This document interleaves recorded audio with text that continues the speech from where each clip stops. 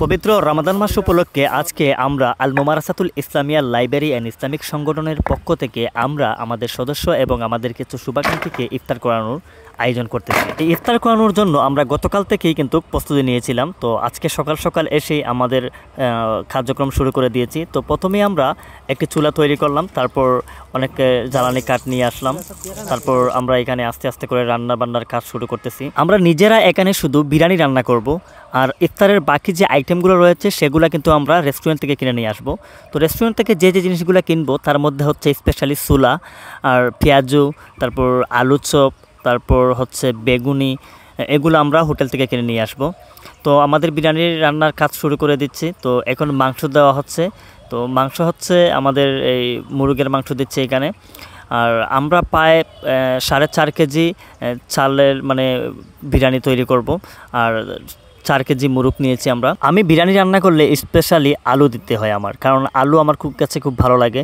তো এখানে দেখুন মাংস আর আলু কিন্তু সেদ্ধ হয়ে গেছে। তো আমরা এখন এগুলো নামিয়ে নেব। তো এগুলো নামানোর পর আমরা কিন্তু আবার এই সসপ্যানটাকে ভালো করে ধুয়ে নিয়েছি। ধুয়ে নেওয়ার পর আবার আমরা তেল দিয়ে দিলাম, তারপর একটু হালকা পেঁয়াজ দিয়ে দিয়েছি। তো এটাকে আমরা একটু হালকা ভাজবো। তো ভাজার পর কিন্তু আমরা এখানে চাল দিয়ে দিচ্ছি। তো এটা হচ্ছে চিনি গুঁড়া চাল, সেই চাল দিয়ে আমরা বিরিয়ানি আজকে রান্না করতেছি। তো চালটাকে ভালো করে ভেজে নিতে হবে। তো আমি ভালো করে ভেজে নিচ্ছি।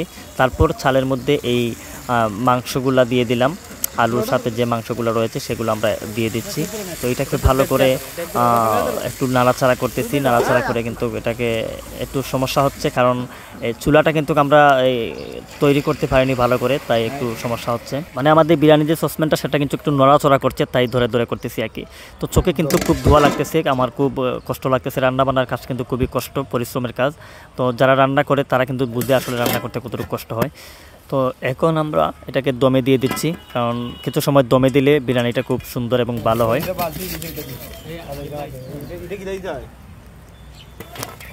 বিরিয়ানিটা দমে দিতে হবে প্রায় কমপক্ষে আধা ঘন্টা। তো এই সময়গুলো আমরা এখানে ফলমূল কেটে নিচ্ছি।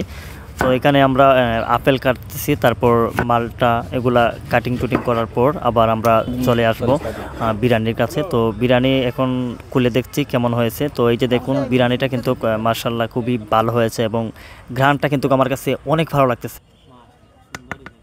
তো রান্না বান্না করতে করতে আমাদের ইফতারের প্রায় সময় হয়ে যাচ্ছে। তো এখন আমরা এই বিরিয়ানির সসপ্যানটা নিয়ে আসছি আমাদের লাইব্রেরির সামনে। তো এখন এখান থেকে আমরা বিরিয়ানি বিতরণ করব। তো প্রত্যেকটা ওয়ান টাইম প্লেটে আমরা বিরিয়ানি দিয়ে দিচ্ছি, আর বিরিয়ানির সাথে আমরা দিচ্ছি ছোলা, তারপর বেগুনি, তারপর হচ্ছে সালাদ, তারপর হচ্ছে আলুর চপ, তারপর টমেটো, তারপর হচ্ছে আপেল, মালটা, তারপর খেজুর, এগুলা দিয়ে আমাদের প্লেটটি সাজানো হয়ে গেছে। তো এখন আমরা প্লেট সবাইকে কিন্তু সারিবদ্ধভাবে দিয়ে দিয়েছি। আমাদের অতিথিরা সবাই কিন্তু চলে এসেছে, আমাদের সদস্য এবং আমাদের যারা শুভাকাঙ্ক্ষী আছে সবাই কিন্তু চলে আসছে। তো আমরা এখন সবাইকে নিয়ে ইফতার করব ইনশাল্লাহ। তো কিছু সময়ের মধ্যে আজান হয়ে যাবে। তো আজান হয়ে গেছে, এখন আমাদের ইফতারে চলছে। তো আজকের এই ভিডিওটি এই পর্যন্তই। যদি ভিডিও ভালো লাগে অবশ্যই একটি লাইক করবেন, আর পেজে নতুন হয়ে থাকলে ফলো দিয়ে রাখবেন। ভালো থাকবেন। আসসালামু আলাইকুম।